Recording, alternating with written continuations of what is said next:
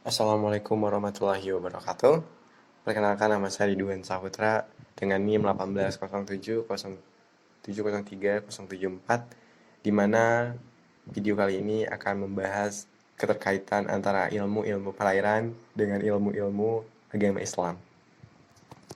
Yang mana seperti yang telah kita tahu teman-teman semua, bahwa lautan merupakan badan perairan terbesar yang menutupi permukaan bumi. Bahkan lautan menempati 70% permukaan bumi. Badan perairan tersebut menyimpan sebagian besar kebutuhan makhluk hidup, terutama manusia. Mulai dari kebutuhan pangan yang merupakan kebutuhan dasar manusia dan makhluk hidup lainnya. Kebutuhan energi seperti minyak dan gelombang, perhiasan, dan berbagai macam bahan dasar lainnya. Oleh karenanya, laut menjadi bagian penting dalam menunjang kelangsungan hidup manusia. Al-Quran yang menjadi pedoman hidup manusia telah memberikan pesannya untuk memanfaatkan laut demi kebutuhan hidup manusia.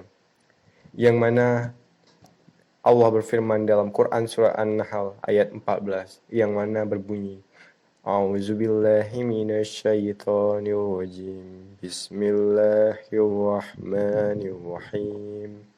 وهو الذي سخر البحر لتأكلوا منه لحما طريا وتستخرج منه حلية تلبسونها وترى الفلك مواخر فيه ولتبتغوا من فضله ولعلكم تشكرون.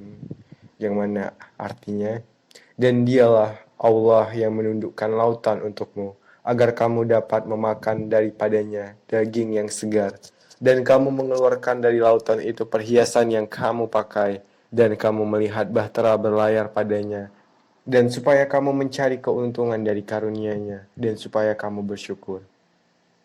Adapun hikmah yang kita dapat ambil teman-teman dari Quran surat An-Nahl ayat 14 tersebut, yakni yang pertama, agar kamu dapat memakan daging pada dasarnya yang segar ikan, yang mana dijelaskan bahwa kita dapat memakan isi daripada lautan tersebut, yakni daging-daging segar berupa ikan. Kemudian kami mengeluarkan dari lautan itu perhiasan yang kamu pakai, yang mana contohnya seperti mutiara yang mahal harganya. Kemudian kami melihat bahtera berlayar padanya. Dan keempat, supaya kamu mencari keuntungan dari karunia-Nya, dan supaya kamu bersyukur. Dan itu merupakan penjelasan dari Quran surah An-Nahl ayat 14. Selanjutnya Allah juga berfirman teman-teman dalam Quran surat Ar-Rum ayat 41, yang mana berbunyi, Bismillahirrahmanirrahim.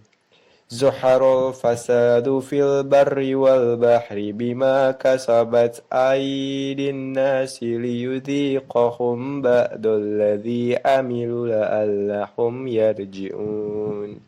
Yang mana artinya, telah tampak kerusakan di darat dan di laut disebabkan karena perbuatan tangan manusia.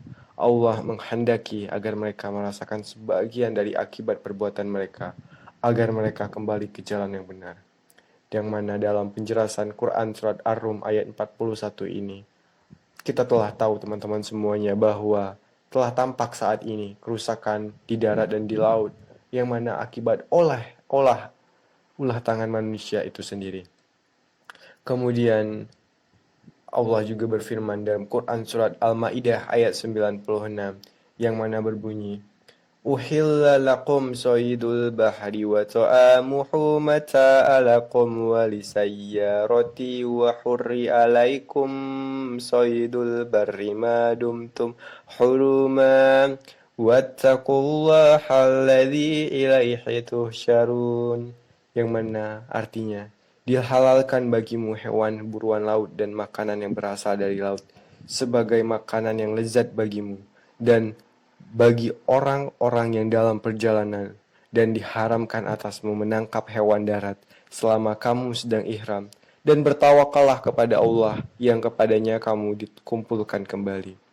Yang mana kita dapat mengambil tafsirannya, yakni Allah memperbolehkan kaum mukmin untuk memakan hewan buruan yang hidup di laut. Dihalalkan bagimu orang-orang yang beriman memakan hewan buruan laut yang diperoleh dengan berbagai cara, seperti memancing, menjala, atau memukat. Termasuk dalam pengertian laut di sini ialah sungai, danau, kolam, dan sebagainya, Dan dihalalkan pula makanan yang berasal dari laut, ikan, atau hewan laut yang diperoleh dengan mudah karena telah mati terapung atau terdampar di pantai sebagai makanan yang lezat bagimu dan makanan yang lezat bagi orang-orang yang sedang dalam perjalanan di laut. Dan tetap diharamkan atasmu menangkap hewan darat yang hidup di tanah haram selama kamu sedang berihram untuk haji atau umroh. Dan bertawakallah kepada Allah dengan mengerjakan apa yang diperintahkan Allah dan menjauhi larangannya, yang hanya kepadanya kamu sekalian akan dikumpulkan kembali pada hari kiamat di padang mahsyar. Itu merupakan salah satu firman Allah dalam beberapa ayat Al-Quran mengenai perairan dan hubungannya dengan agama Islam. Kemudian kita akan lihat riwayat dari Rasulullah SAW mengenai perairan, yang mana diriwayatkan dari hadis riwayat Al-Bukhari, yang mana berbunyi, "Matikanlah lentera-lentera jika kalian mau tidur, atau tutup pintu saat tidur, ikat wadah minuman dan tutuplah makanan dan minuman meskipun caranya hanya dengan meletakkan kayu di atasnya." Hadis riwayat Al-Bukhari, di mana seperti yang kita tahu teman-teman, bahwa kita sangat dianjurkan sekali untuk menutup wadah minuman kita, yang mana bertujuan agar tidak ada bakteri-bakteri ataupun hal-hal yang tidak menginginkan yang masuk ke dalam air kita.